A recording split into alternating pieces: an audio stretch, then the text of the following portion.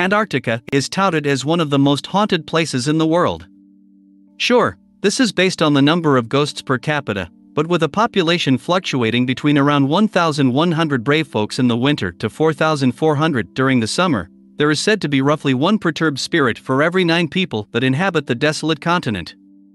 The spirits of explorers, scientists, and tourists are believed to wander the icy wasteland and the abandoned buildings they once inhabited during their lifetimes. Whether by plane crash or exposure to the extreme temperatures, many have involuntarily included themselves among the Antarctic ghosts. Before we start, be sure to subscribe and click on the bell so you don't miss new videos. This is the channel Learning the World. Let's go! The ghost ship Jenny has a crew of frozen men. The schooner Jenny left port in 1823 and was never seen again until a whaling ship made a horrifying discovery years later. Apparently, the Jenny had become trapped in the ice and the entire boat was frozen. Crew from the whaling ship noticed people on Jenny's deck, but when they boarded, they realized the people had been frozen solid and perfectly preserved. According to the legend, they discovered a journal entry written by Jenny's captain. His last entry is nothing short of chilling. May 4, 1823. No food for 71 days. I am the only one left alive. Jenny was left to sail on as a ghost ship. Spirits of the members of the Endurance expedition slammed doors in the Wardeye hut. The Wardeye hut is named after James Wardeye, chief scientist on Sir Ernest Shackleton's 1914-1917 Endurance expedition. It was built in 1947 after the previous building was destroyed. It is no longer used, but it is considered a historic site and monument. After hearing several reports of a haunting, paranormal researchers from Destination Truth spent a night exploring the area. To make things even more creepy, the hut was still set up with furniture and canned food, as if the explorers from the early 20th century still inhabited it. Members of the team heard the frantic flipping of a light switch and the slamming of doors while staying in the hut. Items like jar lids fell off of shelves on their own. One member of the crew noted he felt a presence, and the rest of the team nodded in silent agreement. Robert Falcon Scott and some of his team still haunt their hut. In the early 1900s, the race was on to be the first to reach the geographic South Pole. In 1911, British explorer Robert Falcon Scott and his team set out on the Terra Nova expedition and set up camp at the edge of the Great Ice Barrier. While some men stayed behind with supplies and shelter, the rest of the team ventured onwards. The expedition did not go completely as planned. A rival reached the pole about a month before his team. In 1912, Scott and 4 other men he had selected to join him on the expedition perished on their way back to the hut. Frostbite, gangrene, and starvation plucked them off one by one. On March 29, 1912, Scott recorded his final journal entry. Every day we have been ready to start for our depot 11 miles away, but outside the door of the tent it remains a scene of whirling drift. I do not think we can hope for any better things now. We shall stick it out to the end, but we are getting weaker, of course, and the end cannot be far. It seems a pity, but I do not think I can write more. R. Scott. Last entry. For God's sake, look after our people. Scott's hut still stands, and people who have visited said they felt uneasy and uncomfortable. Voices and footsteps have been heard, and some people felt like they were being watched. There is also a cross placed close to the hut in memory of a member of the Scott expedition who passed. Explorer Edmund Hillary met Sir Ernest Shackleton's ghost. Sir Edmund Hillary was a New Zealand mountaineer and explorer who climbed Mount Everest with Sherpa Norgay Tenzing. In May 1953, they became the first known people to reach the summit. Seeking an even more extreme exploration, Hillary reached Antarctica 5 years later and found himself at explorer Sir Ernest Shackleton's abandoned hut. Shackleton passed in 1922. In the hut, Hillary believed he saw Shackleton's ghost. I'm not a person who really sees things very much, but when I opened the door I distinctly saw Shackleton walking towards me and welcoming me. Hundreds of plane crash victims haunt Ross Island. Antarctica became a frequent tourist destination in the 1970s. Tourists booked day trip flights from New Zealand and enjoyed a leisurely, aerial view of the harsh, icy continent. One such trip turned fatal due to low visibility and pilot error. The plane crashed into the side of Mount Erebus at 300 miles per hour, and the impact instantly killed all 257 passengers.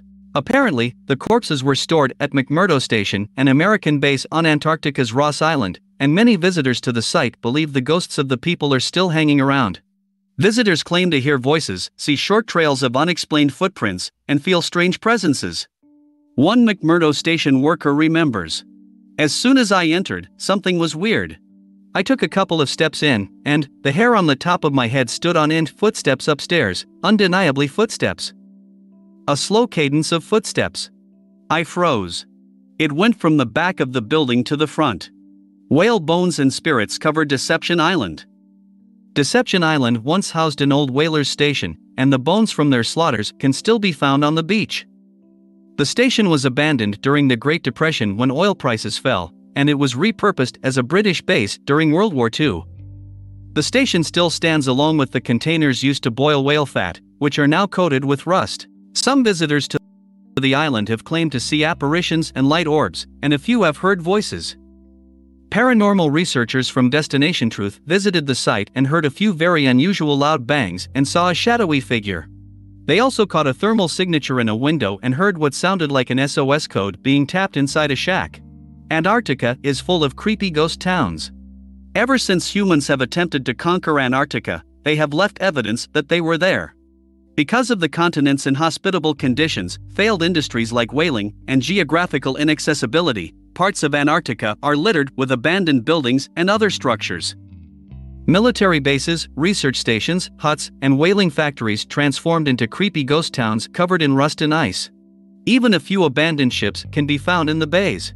People who have visited these abandoned buildings describe the environments as some of the creepiest they have ever seen. To add to the creepiness of these abandoned sites, many of the structures still contain artifacts of the humans who once dwelled there.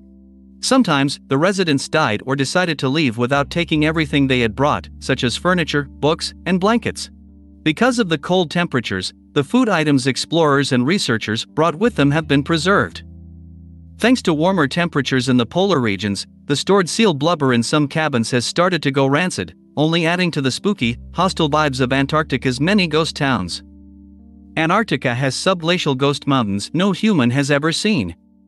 The Gamburtsev mountain range can be found in Antarctica, and even though they are similar in size to Europe's Alps, no one has ever seen them. A group of Russian explorers who traveled to the continent in the 1950s observed strange gravity fluctuations coming from below the ice. The cause of these bizarre fluctuations? An entire subglacial mountain range, hidden below a 3-mile layer of ice. The mountains are extremely old and part of a rift that was formed roughly 250 million years ago. About 34 million years ago, the Antarctic ice sheet started forming, completely encapsulating the 1,800-mile-long range. Had the ice not preserved the range, erosion would have played its part. Scientists are still studying the subglacial range today. Fausto Ferraccioli of the British Antarctic Survey in Cambridge, England, said, "It is as exciting as exploring another planet. Or terrifying. There is no telling what forms of life were also preserved in the freezing Antarctic ices millions of years ago." A glacier gushes a living, blood-like substance. A river of blood is always creepy. The stark contrast of the frothy red liquid against the untouched white ice of a glacier makes said river even more terrifying. What scientists named blood falls resembles a murder scene, as the blood soaks into the snow and mixes in with the seawater. Is this some sort of residual image of a violent end? As creepy as it looks, the phenomenon has a scientific explanation. The red coloring comes from salt water mixed with iron in the bedrock below the glacier, which takes on a blood-like hue when exposed to oxygen. However, scientists also discovered microbes living in the blood falls water, quite an adaptive feat, given the environment. But it also means the blood is somewhat living, which is still pretty creepy. It's possible Antarctica houses the ghost of Vladimir Lenin. The South Pole of inaccessibility is the point in Antarctica furthest from the sea. While the geographical South Pole is the point that gets the most attention, the inaccessibility pole houses something creepy. In 2009, scientists passing through the area discovered a random monument with a bust of Vladimir Lenin on top. Upon further inspection and some digging, they discovered an old Soviet Union military base covered by years of snow. A group called Scientific Traverse claims the monument is made of plastic and was left on top of the chimney of a small cabin used briefly by Soviets in 1958. The bust faces Moscow, and because of the flat landscape, it is visible from far away. Perhaps Lenin's ghost is also hanging out with the ghosts of Antarctica's explorers. That's all for today. If you liked the video, put a like and don't forget to subscribe. Bye everyone.